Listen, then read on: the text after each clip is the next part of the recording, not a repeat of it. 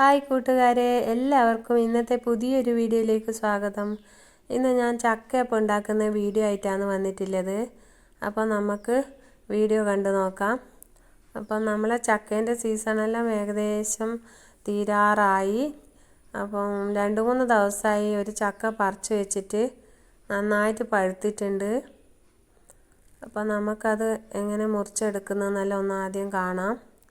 ഇന്ന് ചക്ക മുറിക്കുന്നത് ഏട്ടനാണ് കേട്ടോ. ഏട്ടൻ എന്ന് പറഞ്ഞാൽ എൻ്റെ ഹസ്ബൻഡാണിത്. ഏട്ടനാണ് ഇന്ന് ചക്ക മുറിക്കുന്നത്. ഇന്നാളത്തെ ഒരു ചക്ക മുറിക്കുന്ന വീഡിയോ ഞാനായിരുന്നു.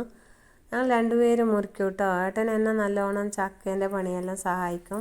എന്നുവെച്ചാൽ ചക്കയെല്ലാം നമുക്കിപ്പം കറി വെക്കാനെല്ലാം ഉണ്ടെന്നുണ്ടെങ്കിൽ ഏട്ടൻ എല്ലാം എനിക്ക് ചക്കയെല്ലാം മുറിച്ചിട്ട് നല്ല പോലെ ചുളയെല്ലാം കുരുവെല്ലാം എടുത്തിട്ട് എല്ലാം റെഡിയാക്കി തരും. എനിക്കത് വെച്ച് വാങ്ങിക്കൊടുക്കേണ്ട പണിയേ ഇല്ലൂ. കാരണം നമ്മളെല്ലാം പരസ്പരം അങ്ങോട്ടും ഇങ്ങോട്ടും എല്ലാം സഹായിക്കും കേട്ടോ. ഇവിടെ ഞങ്ങൾ രണ്ടുപേരും തനിച്ചല്ലേലും എല്ലാ പണിക്കും എനിക്ക് ഏട്ടൻ സഹായിക്കും. അപ്പം വീഡിയോ എല്ലാവരും മുഴുവനായിട്ട് അവസാനം വരെ കാണണേ. കാരണം എങ്ങനെ ചക്കയപ്പം ഉണ്ടാക്കുന്നതെന്നെല്ലാം ഞാൻ വിശദമായിട്ട് വീഡിയോയിൽ ഉൾപ്പെടുത്തിയിട്ടുണ്ട്. അപ്പോൾ നിങ്ങൾ വീഡിയോ മുഴുവനായിട്ടും കാണുക കേട്ടോ. ആദ്യമായിട്ട് എൻ്റെ വീഡിയോ കാണുന്നവരാണെങ്കിൽ ഒന്ന് സബ്സ്ക്രൈബും ചെയ്തിട്ട് ലൈക്കും ചെയ്ത് ഒന്ന് നിങ്ങളുടെ അഭിപ്രായങ്ങളും എല്ലാം ഒന്നും എഴുതണേ കമൻറ്റിൽ. ഏട്ടൻ ഈ ചക്കയെല്ലാം മുറിച്ച് ചെറിയ ചെറിയ പാണ്ടയിലാക്കിയിട്ട് വെക്കുന്നുണ്ട്. നമ്മൾ കണ്ണൂരുകാർ നമ്മളെ ഭാഷയെ പറയില്ല കേട്ടോ. ഭാഷയൊന്നും നമ്മൾ മാറ്റി പറയില്ല. നമ്മൾ ചക്കേൻ്റെ പാണ്ട എന്നെല്ലാമാണ് പറയുക. ചക്കേൻ്റെ കൂഞ്ഞലിനെ ചക്കേൻ്റെ മൂക്ക് എന്നെല്ലാം പറയും കേട്ടോ. ഒരുപാട് ഭാഷേൻ്റെ വ്യത്യാസം ഉണ്ടാകുകൊണ്ട് നിങ്ങൾക്ക് മനസ്സിലാവുന്നുണ്ടോയെന്ന് അറിയില്ല. എന്നാലും ഞാൻ എൻ്റെ ഭാഷയിൽ തന്നെയാണ് സംസാരിക്കുക. നിങ്ങളുടെ നാട്ടിലെല്ലാം ചക്കയെല്ലാം തീർന്നോ? എങ്ങനെയാണ്? ഇവിടെ ജനുവരി തൊട്ട് നമ്മൾ ചക്ക കഴിക്കാൻ തുടങ്ങിയതാണ്. ഇപ്പോഴും ചക്ക കഴിച്ചുകൊണ്ടിരിക്കുന്നു. ചക്കേൻ്റെ പായസം ഉണ്ടാക്കാൻ വേണ്ടിയിട്ട് ചക്കയെല്ലാം കുറേ വരട്ടി വെച്ചിട്ടുണ്ട് കേട്ടോ. ചക്കക്കാലം കഴിഞ്ഞിട്ട് വേണ്ടേ നമുക്ക് ആ വരട്ടിയ ചക്കയെല്ലാം എടുത്ത് പായസം ഉണ്ടാക്കാൻ. ചക്ക തീരുന്നേ ഇല്ല. അങ്ങനെ ഏട്ടൻ മുറിച്ച് വെച്ചുകൊണ്ടിരിക്കുമ്പോൾ ഞാൻ അതിൻ്റെ ചുളയെല്ലാം എടുത്ത് പാത്രത്തിലിട്ടു. ഇടയ്ക്കിടയ്ക്ക് തിന്നുകൊണ്ടിരിക്കുന്നുണ്ട്. പാത്രത്തിൽ ചുള ഇരിഞ്ഞിടുന്നുമുണ്ട്.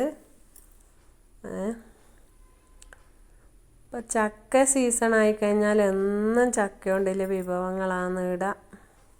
പിന്നെ ഷുഗറൊന്നും ഇല്ലാത്തത് കൊണ്ട് ഇഷ്ടംപോലെ മധുരം കഴിക്കുകയും ചെയ്യാം.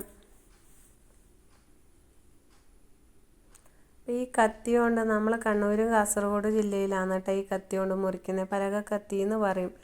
നല്ല സുഖമാണ് ഇതിലിരുന്ന് മുറിക്കാൻ.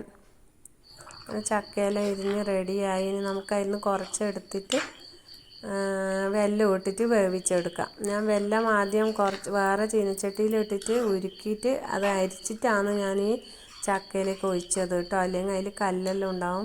അപ്പോൾ വെല്ലമെല്ലാം എല്ലാവരും ഉരുക്കി അരിച്ചിട്ട് തന്നെ ഒഴിക്കണം.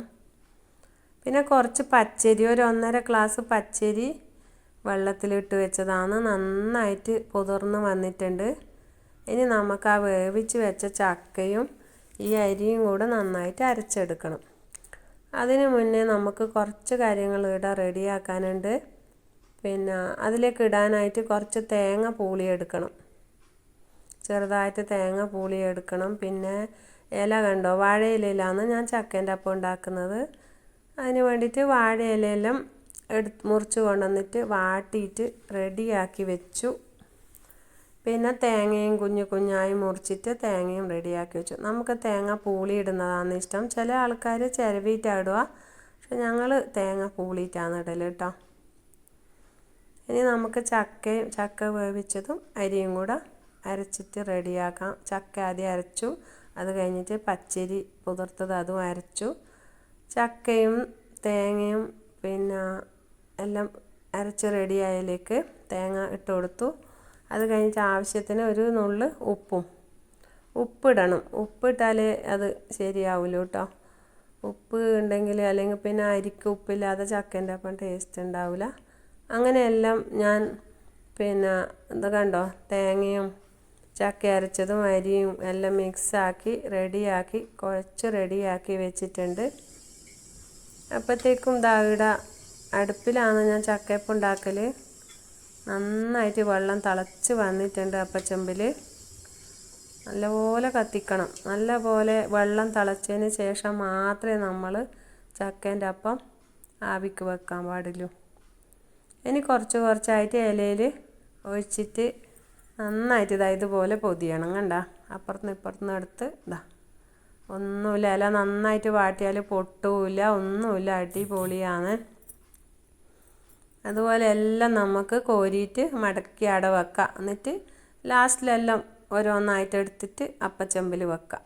കണ്ടോ, എളുപ്പ പണിയാണ്. ടേസ്റ്റോ അടിപൊളി ടേസ്റ്റാണ്. എല്ലാവരും ഉണ്ടാക്കി നോക്കണം. ചക്ക ഉണ്ടെങ്കിൽ എല്ലാം അടിപൊളിയാണ്. ചക്ക പായസം ഉണ്ടാക്കാം, ചക്കേൻ്റെ അപ്പം ഉണ്ടാക്കാം. കണ്ടോ, വെള്ളമെല്ലാം തിളച്ച് റെഡിയായിട്ട് വന്നിട്ടുണ്ട്. ഇനി നമുക്കിത് ഓരോന്നായിട്ട് ഇതിലേക്ക് പറക്കി വെക്കാം കേട്ടോ. അതിൻ്റെ ഇടയിൽ ഏട്ടനും വന്നിട്ട് ഇങ്ങനെ നോക്കുന്നുണ്ട്. ആൾക്ക് ഇടയ്ക്കിടയ്ക്കേ വന്ന് നോക്കണം ഞാൻ എന്തെങ്കിലും പണിയെടുക്കുമ്പോൾ. കണ്ടോ, ഹെൽപ്പ് ചെയ്യും എനിക്കെല്ലാം. അങ്ങനെ ഓരോന്നായിട്ട് നമുക്ക് പറക്കി വെക്കാം. കണ്ടോ, നല്ല ആവി പോകുന്നുണ്ട്.